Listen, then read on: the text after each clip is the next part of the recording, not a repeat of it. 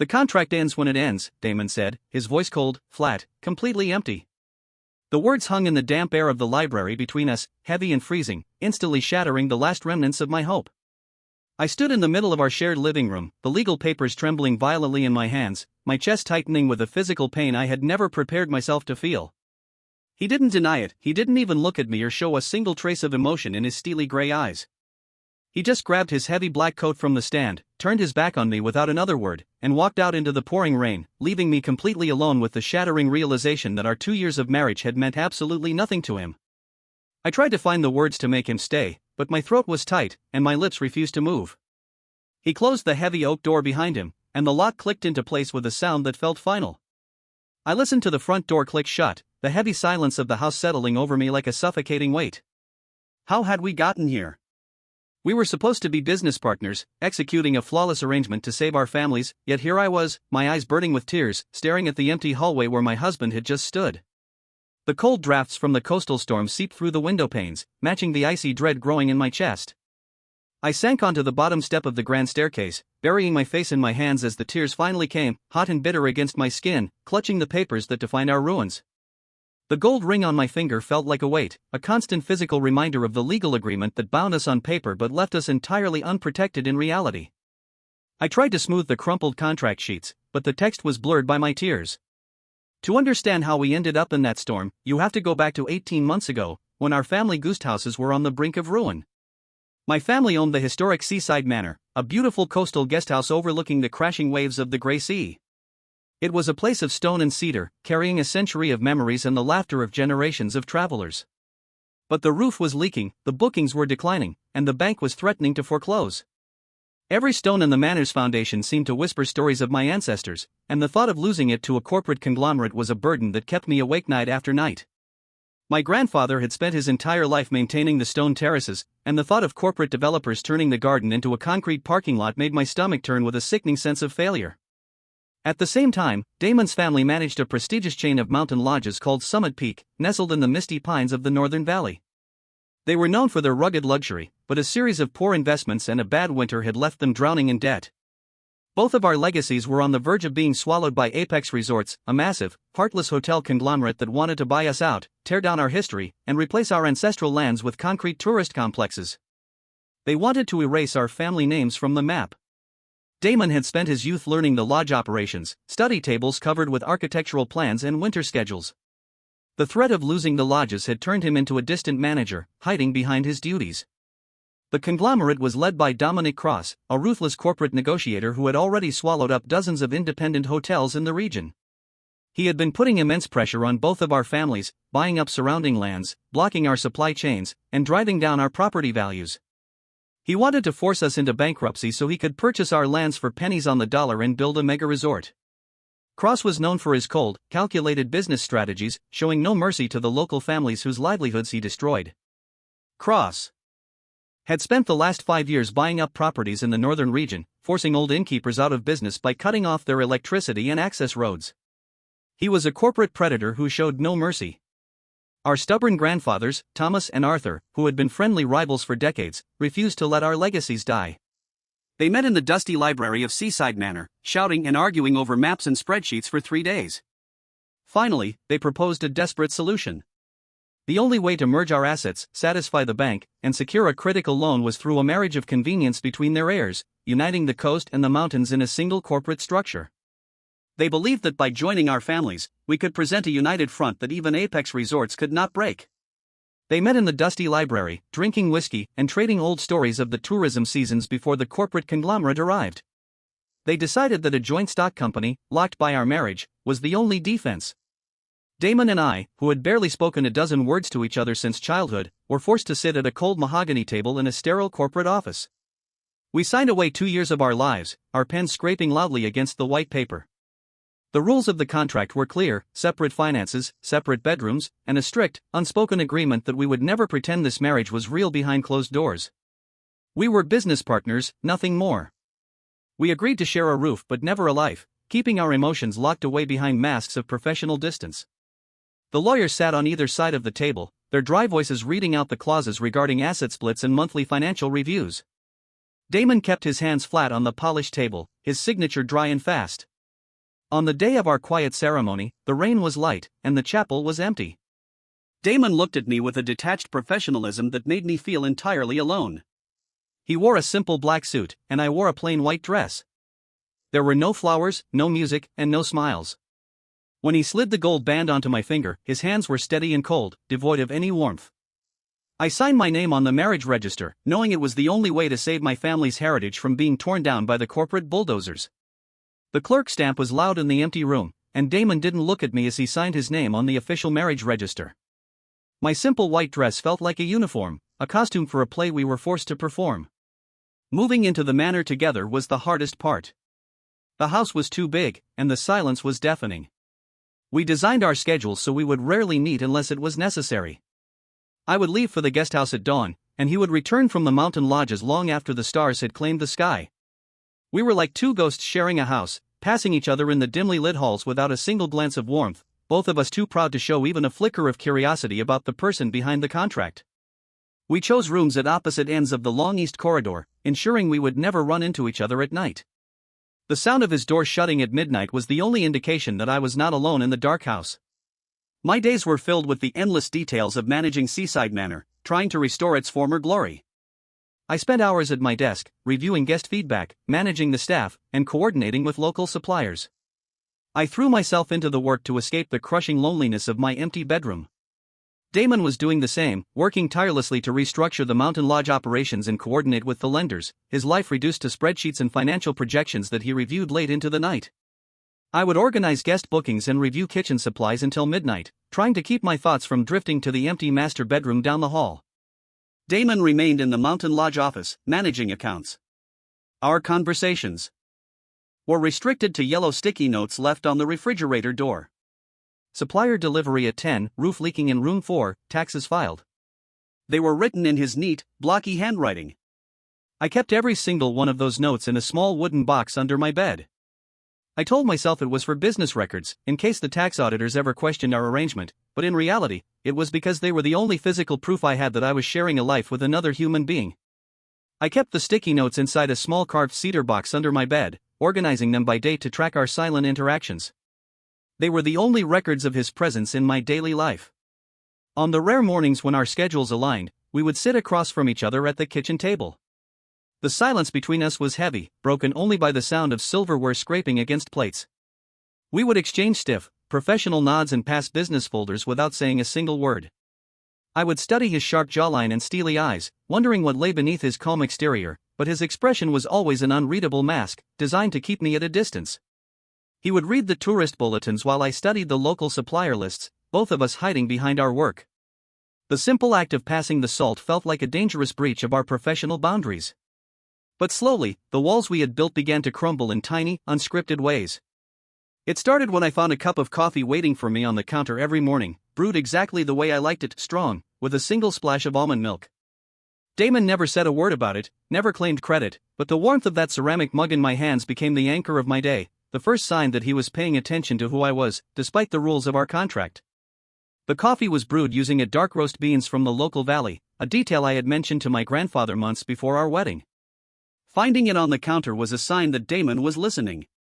Then, I found myself waiting up for him on the nights he returned late from inspecting the remote mountain properties. I sat in the dark living room, reading reports I had already finished, telling myself it was only because we had a morning meeting, but when I heard his car tires crunching on the gravel driveway, my heart would race, and a wave of relief would wash over me. I would quickly run to my room and close the door, pretending I had been asleep for hours to keep my pride intact.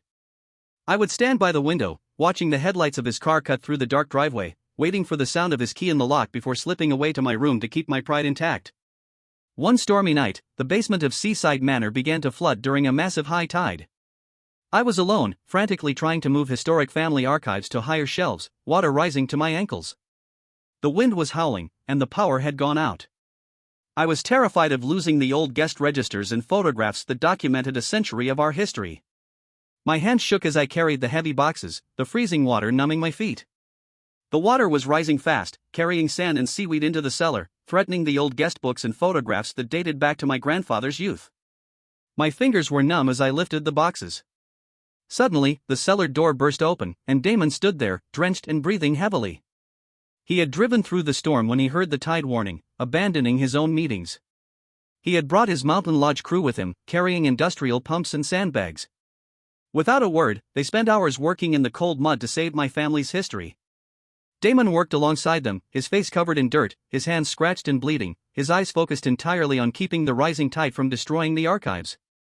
Damon had arrived with 3 of his lodge workers, carrying industrial water pumps and rolls of thick plastic sheets. He waded into the water without hesitation, his expensive leather boots ruined in the mud. When it was finally over, the water was successfully pumped out, and the archives were safe.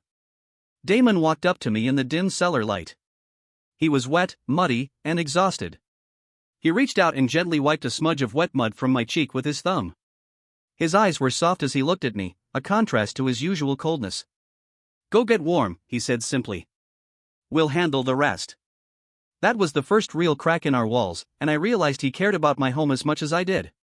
The touch of his fingers was warm on my skin, and the quiet authority in his voice made me feel safe for the first time since we signed the contract. I stood in the kitchen, listening to the pumps working below. At the 3rd month of our marriage, a shadow fell over our alliance. Dominic Cross, the representative of Apex Resorts, requested a private meeting with Damon. They met in a dark private booth in an upscale city restaurant. Cross offered a massive bribe, a sum of money that could pay off all Damon's family debts instantly. On one condition: Damon had to secretly sabotage our merger from the inside, leaving Seaside Manor vulnerable to a hostile takeover. Cross sat with a thick folder of property deeds, explaining how Apex Resorts could easily pay off Summit Peak's debts if Damon agreed to delay the merger approvals, leaving the guesthouse to face foreclosure. Damon refused the bribe, throwing the contract back in Dominic's face. He told him that some things were not for sale, and that he would never betray the merger. But Damon chose to keep the meeting a secret from me, wanting to protect me from the stress. However, his silence created a wall of mystery. I noticed him staring out the window late at night, his jaw clenched, his phone buzzing with hidden messages, and the first seeds of doubt were planted in my mind. Damon had thrown the pen across the table, warning Cross that any attempt to interfere with the merger would result in a legal war that the conglomerate could not win. He kept this threat a secret to spare me. Dominic Cross, realizing Damon could not be bought, decided to target me instead. He visited Seaside Manor while Damon was away, walking into the lobby with a smug, intimidating smile. He laid out a folder of fake financial forecasts, threatening that Apex Resorts would crush us if we didn't sell immediately. I stood my ground, my hands trembling behind the counter, but the encounter left me shaken and terrified. Cross had placed his business card on the counter, telling me that the bank would foreclose on the manor within 30 days if we didn't sign the buyout. I watched him walk out to his black corporate sedan. When Damon returned and found out about Cross's visit, a terrifying fury took over him. I had never seen him so angry, his eyes were like chips of ice, and his jaw was set in stone. He immediately drove to the conglomerate's high-rise headquarters, stormed into Cross's executive suite, and slammed his fists onto the mahogany desk. Damon warned him in a low, dangerous voice that if Cross ever set foot near me or Seaside Manor again, he would dismantle Apex Resorts piece by piece. He kept even this confrontation a secret from me, wanting to keep me safe. Damon's hands had left deep scratches on Cross's mahogany desk, and the corporate security guards had stood at the door, too intimidated to intervene. Damon had left the building without looking back. But my suspicions only grew when I found a shredded document in our study's trash bin bearing the Apex Resorts logo. I sat on the floor, trying to piece the fragments together, my heart heavy with dread. Why did Damon have documents from the conglomerate? Was he negotiating a secret exit behind my back? The lack of communication was slowly poison-coating our fragile trust, and I began to feel like a stranger in my own home. I spent an hour putting the shredded pieces together on the study floor, matching the sentences about debt liquidation and asset transfers, my heart beating fast as I realized the conglomerate was closing in. As the contract's midpoint approached, the pressure intensified. A major regional tourism award ceremony was announced, and the winner would secure a massive investment from a wealthy private equity firm. To win, Damon and I had to appear at the gala as a united, deeply in love, credible partnership.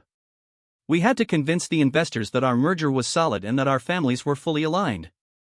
The loan approval depended entirely on our ability to present a successful business model to the investment committee, and the gala was the only opportunity to secure the funds before the bank deadline. The preparation forced us into a closer proximity than we had ever anticipated. We hired a media coach who spent hours training us. We spent evenings in Damon's study, sitting side by side on the leather sofa, rehearsing our love story for the press. Our shoulders brushed, and the scent of cedar and rain on his skin made it hard for me to breathe. I had to practice looking into his eyes and telling him I loved him, and with every rehearsal, the words felt less like a lie and more like a confession. We rehearsed the story of our first meeting, creating a narrative of a chance encounter on the cliffs that sounded believable to the publicist. Damon's voice was low and steady as he repeated the fake lines. One evening, the publicist insisted we practice our physical chemistry. We stood in the center of the study under the dim light of a single desk lamp. Damon stepped close and placed his hand on my waist. I froze, my muscles going rigid. He was so warm, and his gaze was so intense. "Relax, Elena," he whispered, his voice low and gravelly. "If you look like a statue, they will know." I slowly let my weight settle, my heart hammering against my ribs, realizing my feelings were becoming dangerously real. His hand on my waist was a heavy, warm pressure that made my breath catch, and I had to look down at his collar to keep from showing the panic in my eyes. We stood in the quiet room for a long moment. On the afternoon of the gala, we drove down the winding coastal highway together in his classic sports car. The rain was starting to fall, and the silence in the car was thick, charged with an unspoken tension. Neither of us said a word, but the atmosphere was electric. Suddenly, the engine began to sputter, and steam poured from the hood. We were stranded on the side of the road in a heavy downpour, miles from the nearest town. The car engine had cut out with a loud hiss of steam, leaving us on the shoulder of the highway as the rain blurred the road ahead. Damon had tried to fix the starter, his shirt soaked within seconds. We managed to push the car to a quiet, empty roadside diner. We sat in a vinyl booth, sharing a single warm coffee. The light was dim, and the sound of the rain lashing against the windows created a strange, intimate world. For the first time, we talked about our grandfathers, our childhoods, and the pressure we both carried. Damon looked at me, his eyes soft, and almost told me how he felt, but the mechanic arrived, and the moment was gone. The diner was quiet, and the old owner had left us a pot of coffee, returning to the kitchen to let us talk. We spoke about the pressures of keeping our grandfathers' dreams alive in a changing market. We arrived at the Grand Hotel just in time for the gala. The lobby was filled with flashing cameras and wealthy investors. The red carpet was rolled out, and the paparazzi were shouting our names. Damon held my hand, his grip firm and warm, and we walked forward, putting on a flawless show of a happy, united couple. We smiled for the cameras, our fingers interlaced, but deep down, the performance felt like a painful reminder of what we couldn't have. The lobby was decorated with white roses, and the investors were gathered near the stage. Damon's grip on my hand was firm, guiding me through the crowd of photographers as if we were truly partners. Just before we stepped onto the red carpet, Damon stopped me in the hallway. The bright flashbulbs of the paparazzi were visible through the glass doors. He reached out, his fingers warm against my skin, and gently adjusted the silver collar of my dress. He didn't step back. We stood inches apart, his gray eyes searching mine, and for a second, I thought he was going to kiss me. He adjusted the silver collar of my dress, his fingers brushing against my skin, his eyes dark and focused. We stood in the quiet hallway, the sound of the cameras a distant murmur through the glass. The gala was a blur of smiles and false declarations. We held hands, we laughed at each other's jokes, and we looked like the happiest couple in the room. We secured the investment from a wealthy investor named Sebastian, saving both of our properties from the conglomerate's grasp, but when we returned to the empty manor that night, the contrast was devastating. Sebastian had signed the preliminary agreement on the spot, promising a loan that would clear the manor's debts.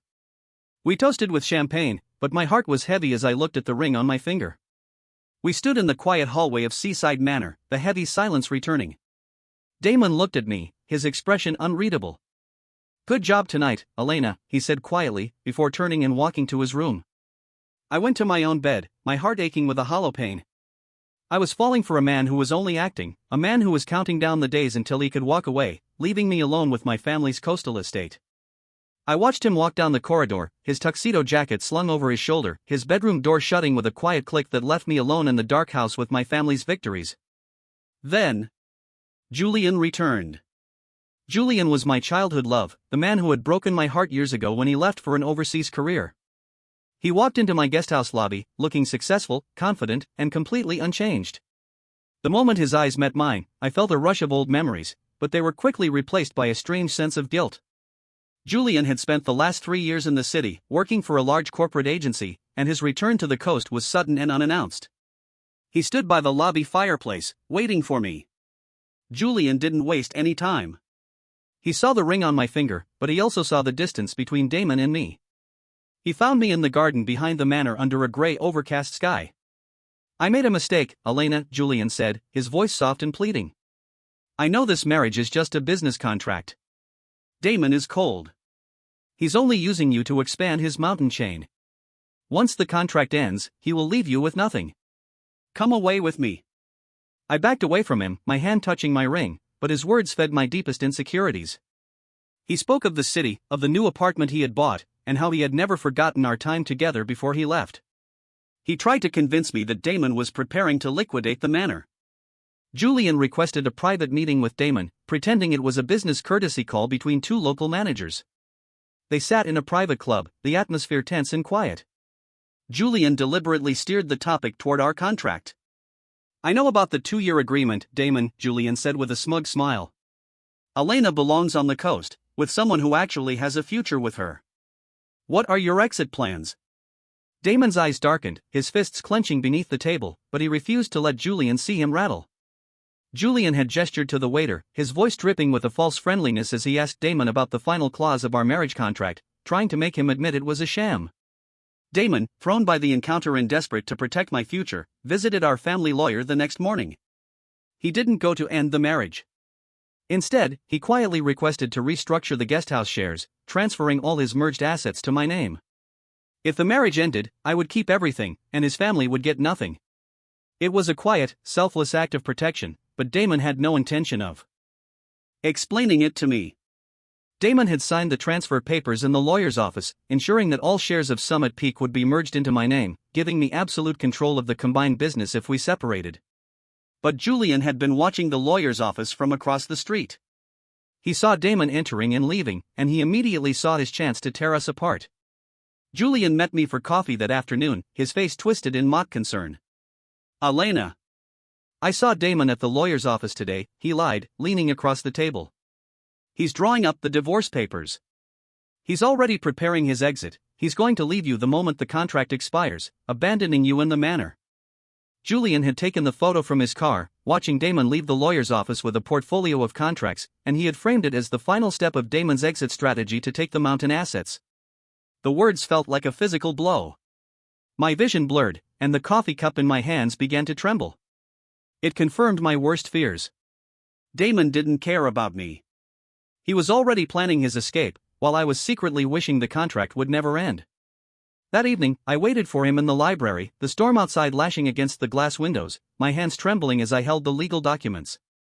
The coffee shop was noisy, but Julian's words were the only thing I could hear, confirming the doubts that had been growing since the gala. I drove back to the manor, my hands cold on the wheel. That brings us back to the moment Damon walked in, wet and exhausted. I confronted him, asking him directly if he was already planning to leave. Damon stood frozen, blindsided by the accusation.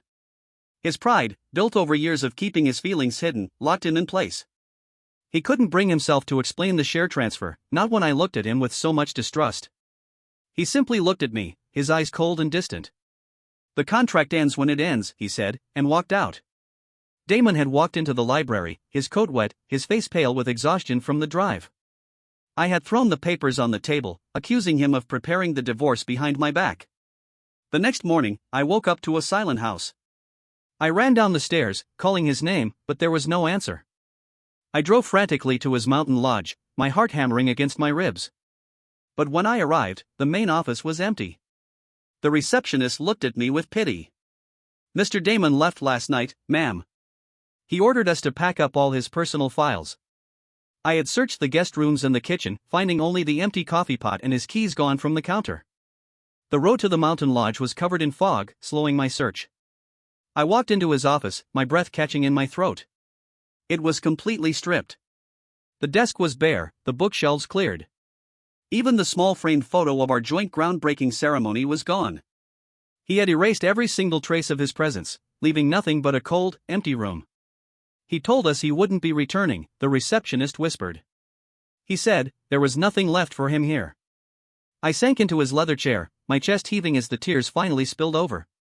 The empty office was a cold reminder of the husband I had lost, and the receptionist's look of pity was a final blow to my pride. I sat at his desk, staring at the empty bookshelves. Wounded and desperate to fill the void, I threw myself into my work at the coastal guest house. I worked to the point of exhaustion, trying to drown out the memory of his cold voice. Julian was always there, offering his help with a supplier crisis, bringing me lunch, and speaking in a soft, comforting voice. I told myself it was just old friendship, but every time he smiled, I only saw Damon's cold, steely eyes.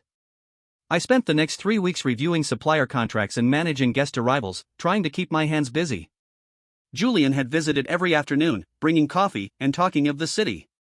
The distance between Damon and me hardened into a freezing, impenetrable wall. We only communicated through formal emails regarding the business. Julian, sensing his opening, invited me to a quiet dinner. "Come away with me, Elena. Leave this coast, we can start over in the metropolis. The contract is almost over anyway, and there is nothing left for you here." I looked at him, feeling completely hollow, almost letting myself agree out of sheer exhaustion. We only communicated through our lawyers, the emails containing nothing but dry tables of asset values and tax filings. Julian had booked a table at the Coast Hotel, presenting the tickets. Meanwhile, Damon had relocated to a remote mountain property called Timberline Lodge, far away from the coast. He had hired Eliza, a brilliant and warm-hearted interior designer, to help him renovate the historic lodge. Eliza was kind, open, and immediately noticed the deep sadness that Damon carried. They worked long hours together, sitting by the fireplace, reviewing blueprints. The lodge was located at the end of a gravel road, surrounded by deep snowdrifts and tall pines. Damon had spent his days working with the local carpentry crew, avoiding any calls from the coast. Eliza would make him laugh, her cheerful energy slowly chipping away at his icy exterior. Damon found a sense of peace with her, a genuine, uncomplicated professional connection. "You look like a man who is running from something, Damon," Eliza said one night, handing him a mug of cider. Damon looked into the fire. "I'm not running," he whispered, though the image of my tear-filled eyes flashed in his mind. "I'm just letting someone have the life they wanted." Eliza had noticed the framed photo of Seaside Manor that Damon kept in his briefcase, and she had realized that his heart was still on the coast. She had offered a quiet, supportive friendship. Then, the truth surfaced by accident. The family lawyer visited the coastal guest house to have me sign the final business merger papers. As I put down the pen, the lawyer smiled warmly. "You are very lucky, Elena. Your husband thought of your future so carefully, transferring all his shares to you before he left." I froze, the pen slipping from my fingers. "What did you say?"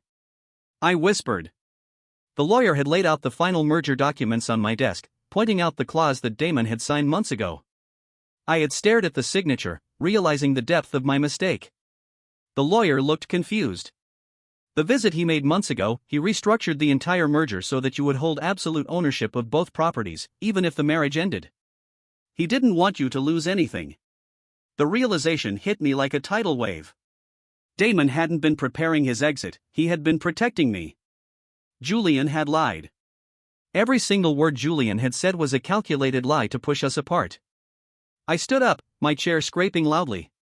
I had to find Damon. I had ordered Julian to leave the manor immediately, throwing his business cards into the fireplace. I had packed a single bag, my keys in my hand as I ran out to my car in the rain. I drove through a blinding rainstorm, the winding mountain road slick and dangerous. My hands gripped the steering wheel, my heart screaming his name. I didn't care about the contract. I didn't care about the rules. I just needed to see his face. The storm lashed against my windshield, but the only thing I could see was his face in the dim cellar light, telling me to go get warm. The mountain road was slick with mud, and my car tires had slipped on the curves, but I had pressed on, my eyes fixed on the distant lights of the Timberline Lodge through the storm. When I arrived at the remote mountain lodge, the lobby was warm and lit by a golden fire. I saw them immediately through the glass window. Damon was sitting at a table, and Eliza was laughing, her hand resting gently on his arm. Damon was smiling, a soft, genuine smile that he had never shown me. My heart shattered. I stood in the doorway, soaked from the rain, watching the man I loved build a new life with someone else. I had watched them through the glass, the warm light of the cabin showing Damon laughing at something she had said. The sight had made me hesitate, my hand on the cold brass door handle. I wanted to turn and run, but Damon looked up, his eyes locking onto mine, and the smile vanished from his face. Eliza looked between us, sensing the sudden shift in the air. She quietly stood up, giving Damon a soft nod before walking away. Damon slowly stood, his tall figure casting a long shadow across the wooden floor as he walked toward me. Eliza had quietly gathered her blueprint folders and walked out of the room, shutting the door behind her. Damon had stood in the center of the lodge lobby, his face pale as he looked at me. "Elena," he said, his voice a low whisper. "What are you doing here?" I looked at him, the rain dripping from my hair, my voice trembling. "Why didn't you tell me the truth about the shares, Damon? Why did you let me believe you were leaving me?" Damon stopped a few feet away. "I didn't do it to be thanked," he said, his voice steady but laced with a hidden pain. "And I didn't want you to feel obligated to stay with a man you didn't trust." He had stopped by the table, his hand resting on the back of the chair, his voice steady but full of a hidden exhaustion. He looked at me as if I were a stranger who had breached his sanctuary. "I did trust you," I cried out, the tears finally spilling over. "But Julian told me, he said you were drawing up divorce papers." I was terrified, Damon. I was terrified because I stopped thinking of this marriage as temporary months ago. I fell in love with you, Damon.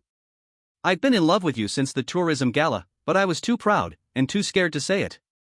The confession was a release of all the pride and fear that had kept us apart for 18 months, and I had watched the cold reserve in his eyes finally shatter as he stepped forward. Damon froze, his eyes widening in shock. The silence in the lodge was absolute, save for the crackling of the fire. Then, the distance in his eyes melted away. He crossed the remaining space between us in a single stride, his hands reaching out to cup my face, his thumbs wiping away my tears. "I stopped thinking of it as temporary the moment I brewed that first cup of coffee for you," he whispered, his forehead resting against mine. "I was just too proud to risk losing the only real thing I've ever had." His hands were warm against my face, and he had held me close, his forehead resting against mine as we stood by the fireplace, the contract between us finally becoming nothing more than paper. Julian left the coast within the week, his lies exposed and his plans ruined. The 2-year contract quietly became irrelevant, filed away in a drawer, replaced by a promise that didn't need a lawyer to draft. Every morning since then, we drink our coffee together on the veranda of Seaside Manor, watching the calm ocean tide roll in. The silence between us is no longer cold or heavy, it is a peaceful, comfortable space filled with a deep, unspoken understanding. We ended as partners in everything, forever. The coffee was strong, and we sat close together on the wooden chairs, watching the ocean tide roll in. The gold ring on my finger felt light and real, a symbol of a partnership that was built to last.